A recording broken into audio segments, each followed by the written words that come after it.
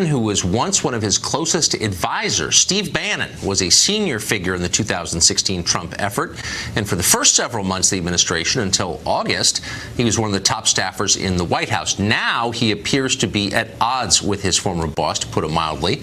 In an upcoming book, Bannon is quoted as saying that a meeting between the Trump campaign, its officials, and a Russian lawyer back in 2016 may have been, quote, treason and unpatriotic.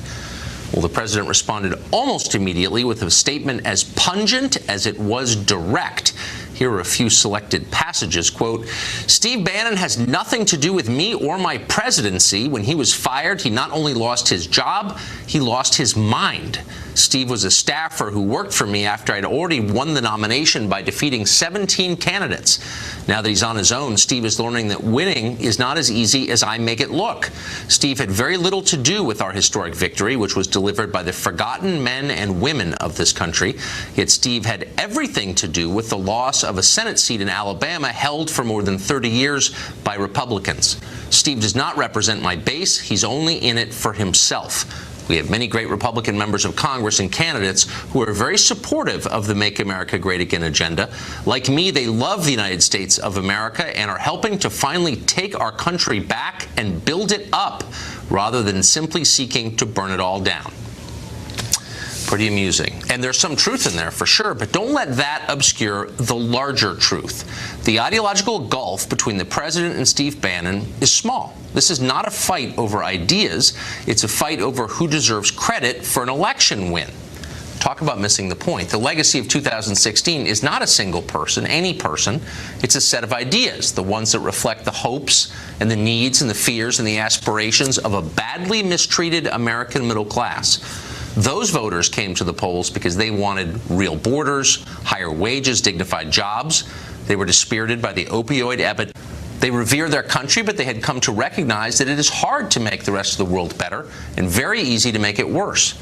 Above all, they voted for leadership that promised to put Americans first above any foreign nation or domestic interest group. That is the real legacy of 2016, that agenda.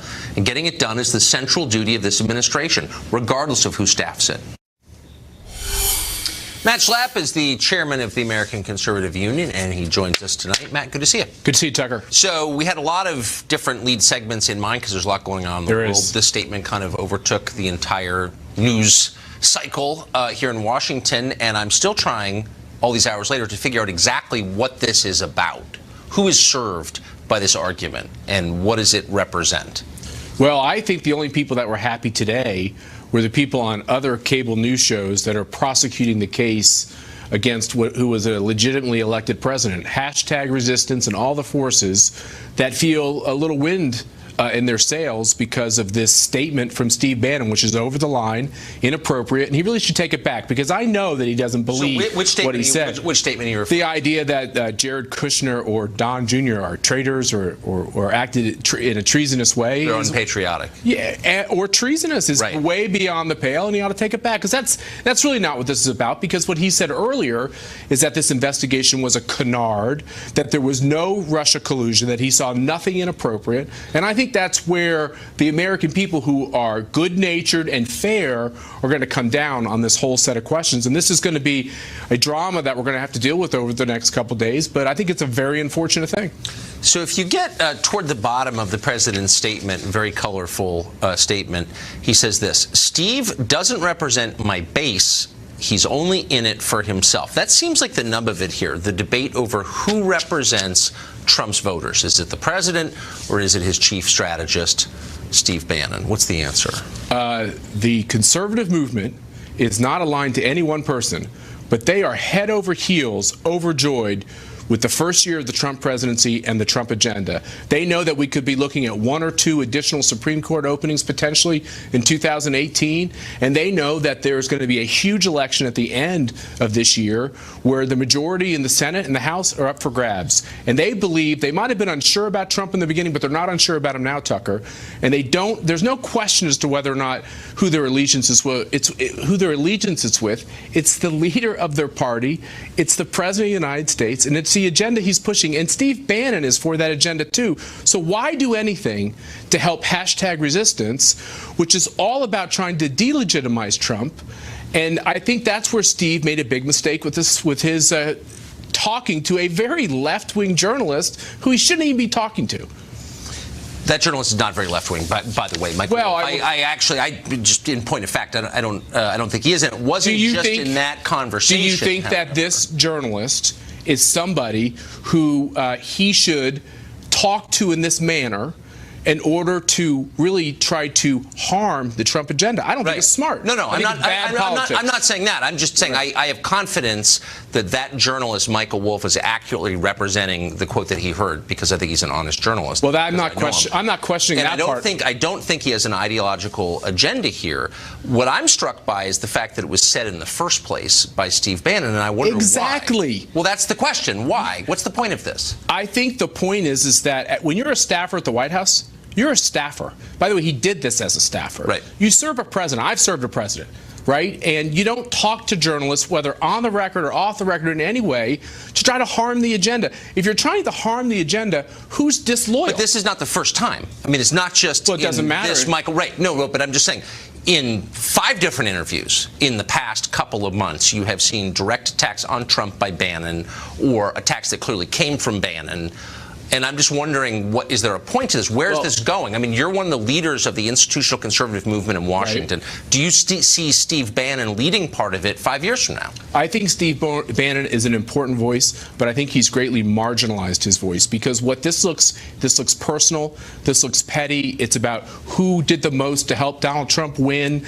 It's about revision, and it helps the left. And I think activists around this country, conservative activists, see this for what it is. It's a distraction on President Trump and conservative Republicans pushing this great agenda. And anything that gets in the way of that agenda, certainly when it's about ego, and claiming credit, is a distraction. And so I think he hurts himself unless he comes out and says, look, I might have disagreements with Jared Kushner or Donald Trump Jr., but I don't think there's anything to this investigation, because that's what all of his other public comments have said. And very quickly, there have been reports that he is considering running for president in 2020. Is that true? And does he have a shot, do you think?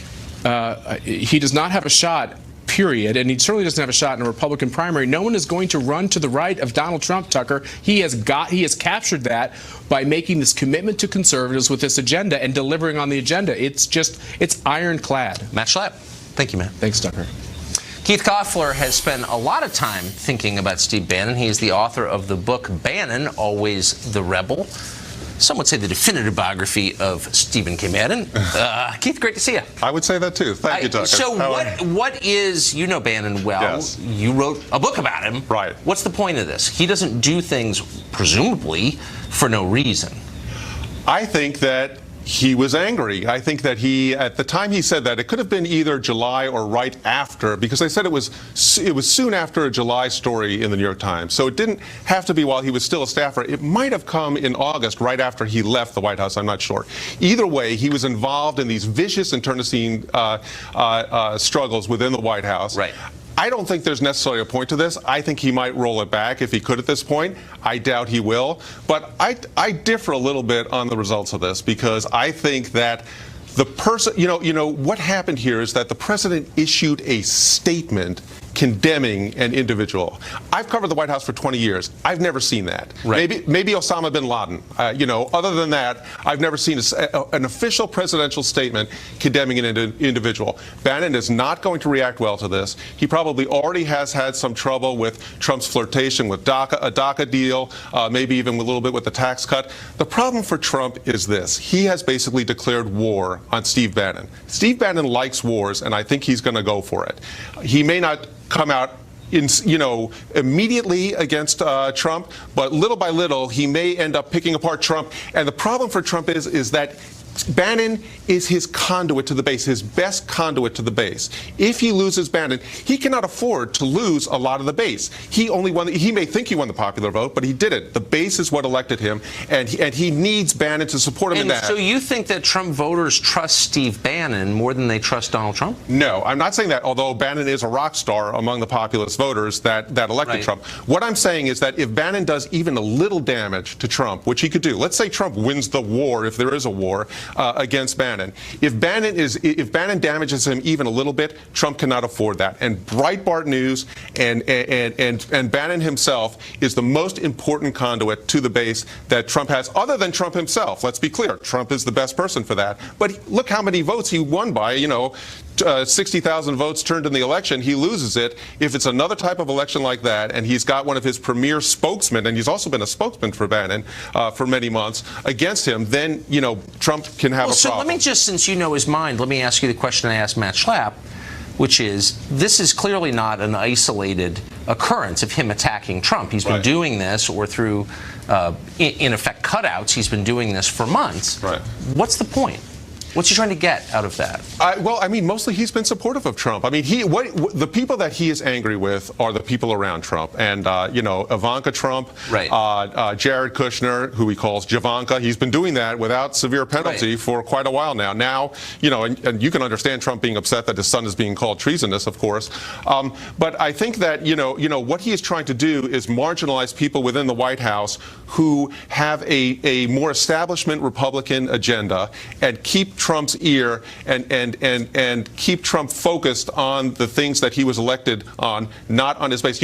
Trump, it's family over everything. Trump loves his family. Right. But in terms of his personality and his actual political beliefs, he's actually a lot closer to Steve Bannon than he is to Ivanka Trump. It sure seems that way. Yeah. Keith Koffler, thank you. Thank you very much. Voice on this question. Well, on the left, it has suddenly, weirdly, become acceptable to attack people on the basis of their skin color. How did that happen, and what's it doing to our country?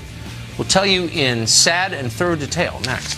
For a long time, conventional wisdom in this country, you probably grew up with it, it was this: people deserve to be treated as individuals, judged by their own efforts and their abilities on the things they can control. Attacking people on the basis of their race is wrong. That was the standard, and for a long time, almost everybody in America believed it or claimed to believe it. Not anymore.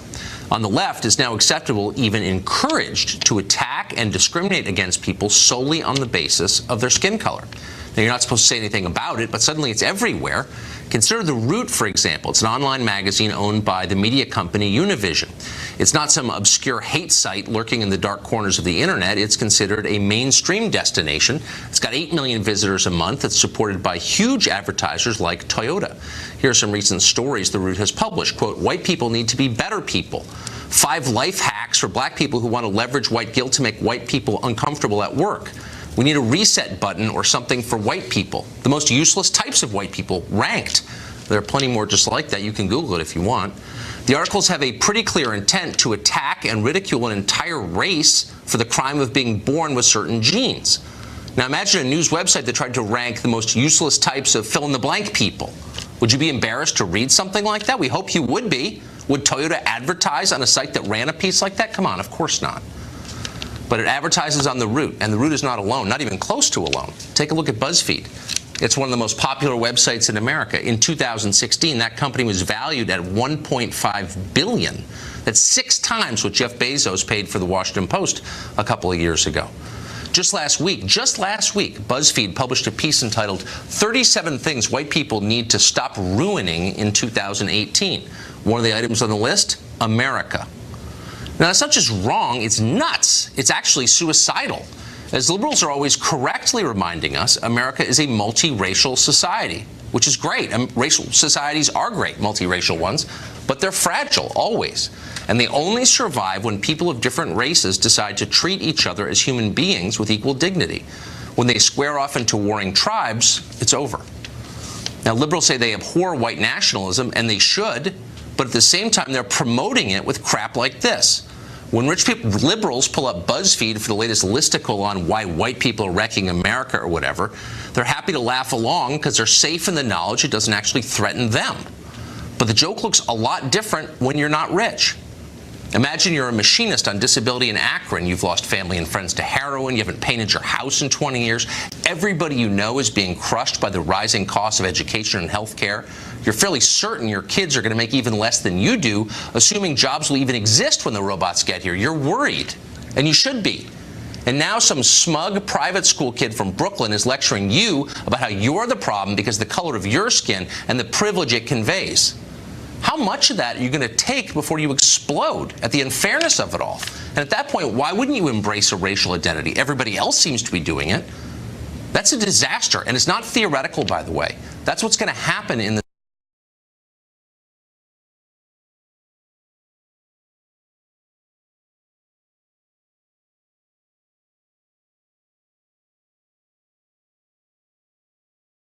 unless people start deciding they're going to treat one another as individuals rather than as members of groups. Jason Nichols is a professor of African American Studies at the University of Maryland, and he joins us now. Professor, thanks for coming on. Thank you. So my concern here is that pieces like this, attitudes like this, which are ubiquitous on the affluent left, the privileged left, are driving the country apart along racial lines to an even greater extent than we are already divided by racial lines, and that you're going to wind up with a totally balkanized society. I don't know why people would do this, and I don't know when it became okay to do this. Okay, so when we talk about what drives us apart as a society, let's talk about the fact that black people are 3 times more likely to be denied for a home loan, that you have a better chance of getting employment with a high school diploma than I do with a college degree. Let's talk about many other structural issues that we have. Happy to, but you're not answering my question, which is, why does this help? I mean, we've always been divided along racial lines. It's a tragedy. It's one of the worst things. It's the worst thing about America. And you don't want it to get worse, which is why you don't attack people on the basis of their race in public. And now, all of a sudden, the left has decided that's okay. This seems crazy to me. Well, see, again, you know, you have to enter in nuance and context here. I think that many of these articles that you brought up are actually lampooning the ridiculousness and absurdity of racism itself. They're trying to turn racism on its head and say, look, if white people do these things, this is absurd. So, and again, in a society where white people, so I know you don't like. Joke? I think it's a satire. If it's a satire, then, but you know that nobody, I mean, if you were at BuzzFeed and you said, I've got an idea for a piece, how about 37 reasons Mexicans are wrecking America? You'd be canned. You'd be in HR at very least. Okay. It should be. So why is it okay to say that about another race? If we really believe that it's wrong to attack people on the basis of their race, why isn't it wrong to attack people on the basis of their race? Because if you put out this article, one of those articles, and black people or Mexican people or whomever said that about white people. Let's say 80% of the black outlets and Latino outlets said these things about white people. It would not affect white people in terms of their socioeconomic status, their health outcomes, their housing, their education, or incarceration. None of that would be affected. But you're basically okay. But you're living in a world. Consequences. You're living in a world that doesn't exist anymore. You're living in a world where all the rich people are white and all the poor people are non-white. In modern America, the one group of Americans whose life expectancy is declining is working class white people. I'm not whining about this on racial lines. I'm just saying, if you're one of those people, you're saying, why are you attacking me? I don't have any privilege. Why are you doing this to me? And you're pushing, stuff like this pushes people to be more racially conscious, which is bad, in my opinion, if you see what I'm saying. So again, I think if we want to talk about the way people experience poverty, right. I think, first of all, it's been proven that a black person who makes $100,000 is actually going to live in a poorer neighborhood with fewer resources than a white person who makes less than $25,000. That may be true. Look, I'm not. White poverty and black poverty are not equivalent. Okay, but I'm just saying, the life expectancy of working class white people is in decline. That's true for no other group. I'm not saying they have the toughest road to hoe. I'm just saying it's bad, actually. No, we all know that. And I would agree with you. Why are rich private school hipsters from freaking Brooklyn attacking them like they're all living in Palm Beach? Like, why wouldn't that stir resentment? I looked at some of those BuzzFeed articles, and certainly I've looked at the Root articles, and for the most part, they're attacking the wealthy people that move people out of Brooklyn, not the working class person in Alabama. But you can see why. Look, I think we see why this would lead to resentment. We don't need any more resentment in America from anybody, I would think. Absolutely not. But how about, let's just make it super simple and just say, probably a bad idea to make generalizations about people based on their skin color, because it's not the most important thing about people, actually. And again, I think you need to look at these articles. Where in many cases it's not just about race. Class is in there as well. And again, if you're looking at it intelligently and with nuance, you will see that they're actually lampooning racism. They're trying to say how ridiculous racism is. This isn't. They're attacking talking a group. about white You're seeing people. this. Of course they are, because you can't say it about any other group, as you know. There's only one group you can attack. I hate even to say this out loud because it sounds like whining, and I hate whining. I just honestly think you're pushing a whole group of people to become way more racially conscious, and I don't want to live in a country where everyone primarily identifies by race. Do you? No, you don't. Well, first of all, we live in a country where race and race consciousness is forced upon all of us. But you don't want more of it, do you? And I don't think that these articles are doing that. I think they are trying to show how absurd racism is.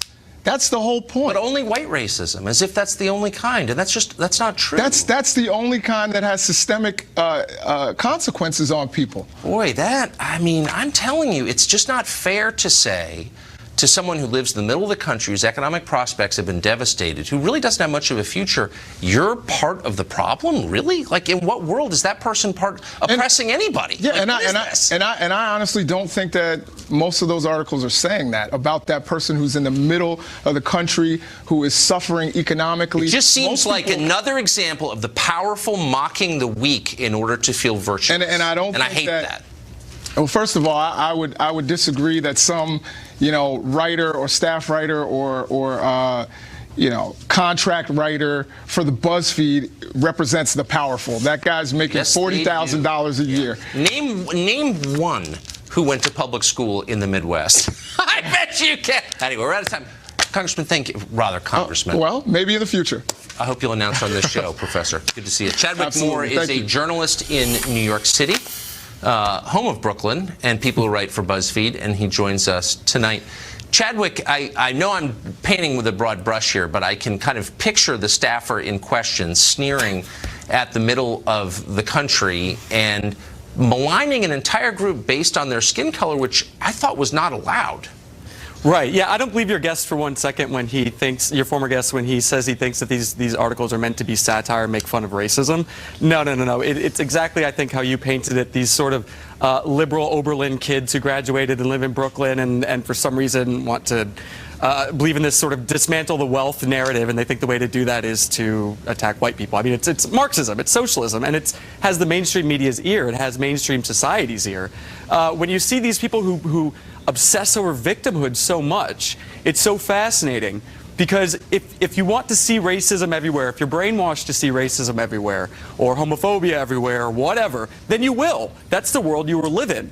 I was having a conversation with a woman not too long ago about this, a young upper middle class black woman, and she was talking about how badly she gets treated on the street here in New York. And I said to her, what if you lived for one day as a white woman and you were treated the exact same way? People were just as rude to you. What then? Yeah. It doesn't make anybody happier to see everything through that lens. So let me ask you about something that happened yesterday on The View. I personally missed it, but I've seen the tape. Maybe you saw. Co-host Joy Behar reacted to the ongoing protests we've been seeing in Iran by saying the U.S. is on the very brink of executing gay people in the streets. Watch this. It's not apples and apples. It's not equal.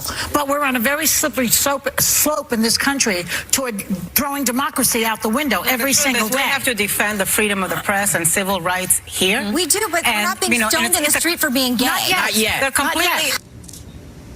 Now, how close do you think we are to a country where people are stoned in the streets for being gay, as Joy Behar suggests? Look, I have to tell people this all the time. We can't even get funding for the wall, so the gay death camps are definitely not happening until the second term. I mean, we really have some time to battle this. She's completely ridiculous. This narrative that they want to push is so absurd. There's no proof to it. It's just such a load of bull.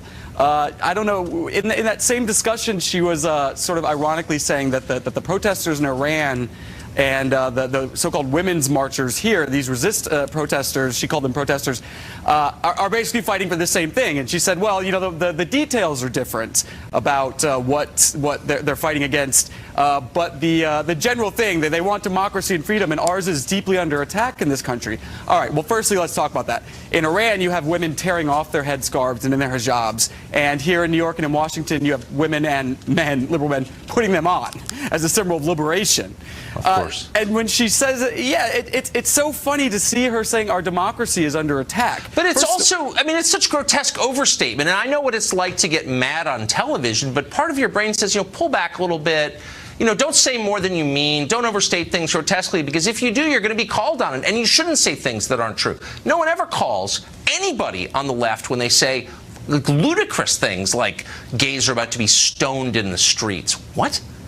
Yeah, exactly. It's just this hysteria, and they have no evidence for it. They have absolutely no evidence for it, and it's exactly, they're just showing who they are. They have no argument. It's childish. Yeah, it's very childish. Chadwick Moore, great to see you. All right, thank you, Tucker. Thanks. Well, congressional investigators say they have found evidence the FBI rigged its investigation of Hillary Clinton. You don't want to believe that. A former FBI official joins us next. He has an informed view of that. Stay tuned. According to a report in The Hill, FBI agents had their investigation micromanaged by higher-level officials in contrast to ordinary practice. You know what that means. The investigators also told The Hill they found evidence the FBI began drafting an exoneration of Hillary Clinton before it had even gathered all the relevant evidence or interviewed more than a dozen key witnesses. Chris Schwecker is a former assistant director of the FBI, and he joins us tonight. Mr. Schwecker, thanks for coming on. Evening, Tucker. So you've seen this report. I don't think anybody, any American, wants to believe the FBI is not on the level or subject to political manipulation. But that's a conclusion I'm reluctantly reaching. What's your conclusion? Well, as an experienced investigator, it doesn't take a congressional investigation to tell me that nothing about that investigation was right. I mean, those of us that have conducted federal criminal investigations know that you use the grand jury, you use search warrants, you don't hand out immunities like candy. I mean, everything in that investigation runs contrary to the way a real, credible, thorough FBI investigation is conducted. So give us, as you were watching this, give us the specific examples that tipped you off that this was not unfolding as it ought to have been. Well, first and foremost, in any complicated federal investigation, the basic tool of the trade is a grand jury. Right. And use of the grand jury to obtain records. You don't go to witnesses and say, "Mother, may I have that computer hard drive? May I have those emails?" You use subpoenas and process and grand jury and search warrants and that sort of process. So that was the tip-off from the beginning. So many deals were made with people not knowing what kind of information they had, and the deals being made simply because they lawyered up and didn't want to talk to FBI agents. That's when you throw them in front of a grand jury. Well, exactly, because of course, a lot of subjects, most subjects, I would think, lawyer up, and nobody wants to talk to the FBI, of course. But the FBI doesn't normally cave to that, does it? No. You look at when Jim Comey was the Deputy Attorney General running the Corporate Fraud Task Force, and I was running the Criminal Division. I mean, we played hardball in those investigations. You used grand jury process. You didn't just ask for records, and you didn't give them an opportunity to hand over what they wanted to hand over. And if they did lawyer up, you went to the trouble of throwing them in front of a grand jury to put their statement on the record, or they can take the fifth, and then you can make a decision as to whether to grant them immunity at that time. But none of that was done in this case. This was like driving a car with the brakes on. Why wasn't it done, do you think? You know, that's what puzzles myself and all of my former colleagues, people who have retired from the FBI, from executive level positions on down to the street level. The only thing I can come up with is that Director Comey placed the investigation in the hands of his inner circle. And they had their own agenda, obviously. When we've seen that from some of the information that has since come out, the texts, etc. So you think it was political? I think that there were people inside that inner circle, in the Comey inner circle, that had their own predetermined opinions about about Hillary Clinton and the president, or what then was a president-elect, or someone running for president. So let me ask you about something that I found really striking. Tell me if you had the same reaction. So we now have documents that came out in a lawsuit that show, internal documents from the FBI, that when the then Attorney General Loretta Lynch had that famous meeting on the tarmac with Bill Clinton, whose wife was being investigated at the time, the FBI's first reaction was not to figure out how did that happen. The first reaction was to find out how news of it leaked. That seemed like a very weird reaction to me. It's not the FBI that I know. And as I said, my former colleagues that I compare notes with all the time, that's not how things were handled. And in former Director Comey's rationale, shall we say, for making this prosecutive decision that the FBI director has no business making, that she was not to be prosecuted, that was based on that tarmac meeting. Well, if that were the case, all he had to do was hand the investigation to the Attorney General's office, let her recuse herself from making that decision, knock it down to her number 2 level person, and then if that didn't happen, then maybe raise the issue publicly. It's really distressing to watch this. Thank you for your perspective on that. I appreciate it. My pleasure. Well, in order to get the federal government funded, Democrats are demanding that DACA recipients be given amnesty. They may try to shut down the government if they don't get it. That story next. DACA will force a shutdown of the federal government because, of course, legalizing people who are here illegally is the single most important thing our government can do. President Trump says amnesty for DACA beneficiaries is a possibility, but it needs to be tied to long-term immigration reform provisions like a border wall and an end to chain migration, abolition of the diversity lottery, etc. Democrats argue there should be no concessions in return for amnesty. Some are willing to shut down the government during budget negotiations to get their way. One who is willing to compromise, still a Democrat though, is Congressman John Garamendi of California, and he joins us tonight. Congressman, thanks for coming on. Good evening, Tucker, and a Happy New Year to you. Happy New Year. All the rest of the world. Yeah, so exactly. This is one of those rare negotiations where one side has already said, I'm willing to compromise.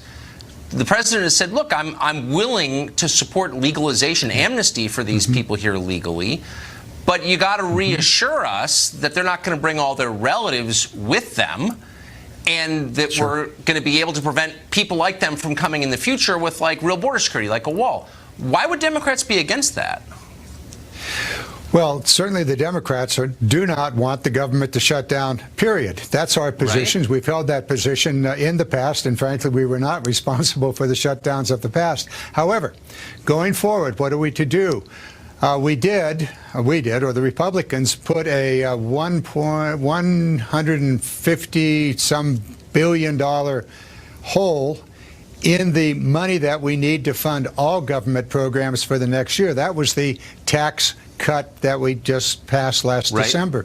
And so we start off with a very, very difficult financial situation in which $150 billion that we were counting on to solve some of the financial issues, some of the funding problems, disappeared in that tax cut. Well, I think that's a fair thing to no, but I actually would agree with you on that. I mean, that's a kind of legitimate argument to have. Do we have enough money? Where do we get the money? But why are we having an argument about people who aren't even citizens? I mean, I feel sorry for them, but that's like number 111 on the list of priorities for most Americans. Why is it number 1 for Democrats? Well, unless you happen to be one of the 800 or 800,000 that are DACA, of which 160,000 have actually graduated from one or another of our universities. They're great, but there are 325 million actual Americans here, and their concerns are going down the list. So the concerns of illegal aliens can take the top spot. Why? Well, there's also a host of other problems that are in that funding question and the keeping the government open. The military wants more money and, frankly, needs more money. We also need to provide money for the children's health insurance programs and on and on. So infrastructure, anybody mentioned the $1 trillion infrastructure, and where's the money for that? Well, it mostly disappeared in the tax cut. Look, I'm not disagreeing with you, but why can't we just get past the DACA thing? We're just spending an awful lot of time I think we will. On other countries' citizens when our citizens are waiting for Congress to do something. So why not just say, look, that's fine. We will build a wall. Why not build a wall? It'll put Americans to work. Why not say you can't sneak in and then bring your relatives? What? You sneak in, then your relatives get to come? Why is that fair? Well, I think that there is a reasonable solution to all of this. The DREAM Act, which has been around 5 years now, deals with most of that issue. The chain migration issue that you talked about, chain immigration issue, that needs to be addressed. It can be a serious problem. Certainly these DACA students or DACA individuals, I think, are more interested in them in their own circumstances. The issue of their parents or relatives and so forth, yes, that should be dealt with. Going beyond that, a wall, it's been pretty well determined that there are far better ways to spend several tens of billions of dollars than to build a wall. Well, how about certainly this? we can use new technology. The Coast Guard, for example, needs money to patrol the oceans, which happen to be the major way in which I think drugs most enter people the would be nation. totally for that. But under our current Good. system, we give out, in effect, green cards, which become citizenship on the basis of a lottery, the diversity lottery. Why in the world, if citizenship mattered, if we cared about our country, would we just randomly give green cards to people on the basis of chance, of bingo? Like, why do we have that program? Why can't we get rid of it? Well, there certainly needs to be comprehensive immigration reform, and that needs to be one of the pieces of that. Border security, absolutely essential. How do you spend the money for border security? A wall, is that the best way? Many of us think that is not the best way. We also need to deal with the agricultural guest worker program, which is a major problem here in California. But do you think that Democrats, sure, yeah, I know your growers want as cheap labor as they can get. I'd like cheap labor at my house too. But can we just agree that we should stop letting people in randomly under the diversity lottery? And it's not fair to let illegal aliens bring all their relatives. I mean, can we agree on those two things? I think we can. So let's write a law. Well, good. Then you should have no problem getting the government funded. Good luck. Thank you, Congressman. I appreciate it. You got it. Thank you. Iran has been racked by anti-government protests. The American media seem weirdly unenthusiastic about them. Is that our imagination? Are they trying to hide something? What is it? Very confusing. Molly Hemingway will sort it out next. Against the authoritarian government there, Americans are, of course, freedom-loving people, so surely you'd think our press would be excited to see these protests in progress. Doesn't seem so for some reason. The past couple of days, the impulse of the press has seemed to be to downplay or even criticize those protests.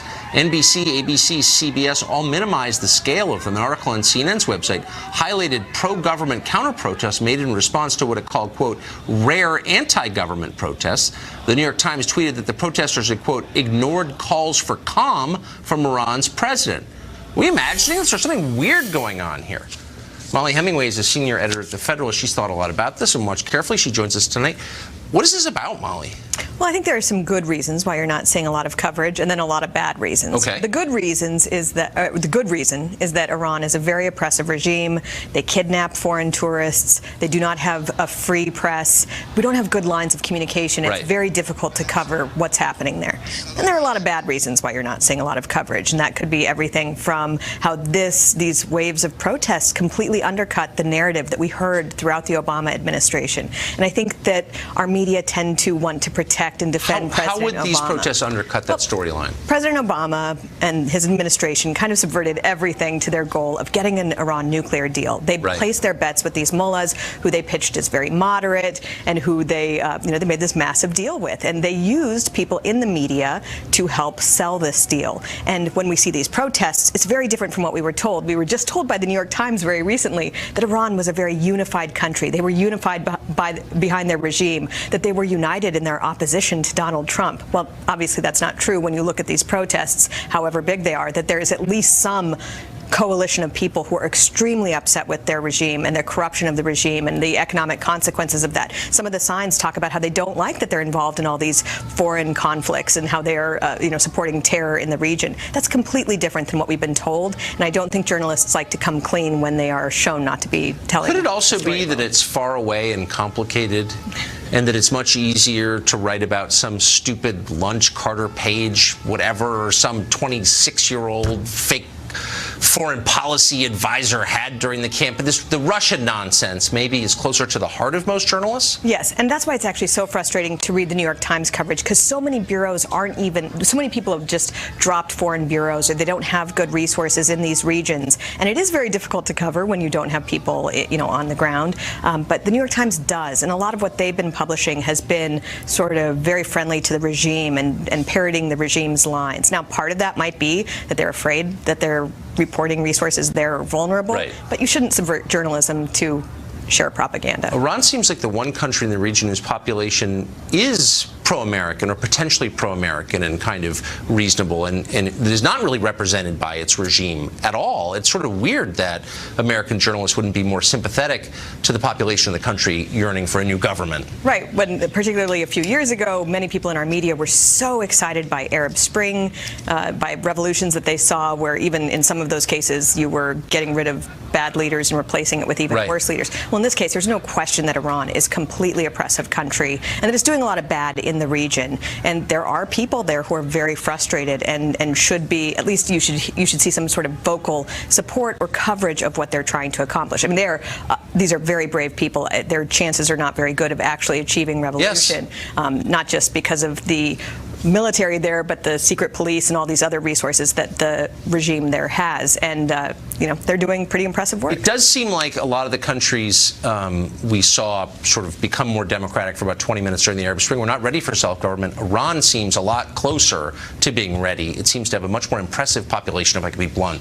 than some of those other countries. What a shame that we're not helping more. And it has more of a history, and it has been a great empire. Yeah. And it has different... Only for 3,000 years, not a big deal.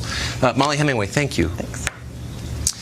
Californians can't ban guns. The government there can't, so they're doing their next best thing. They're basically taking away ammunition to disarm the population. That grim story next.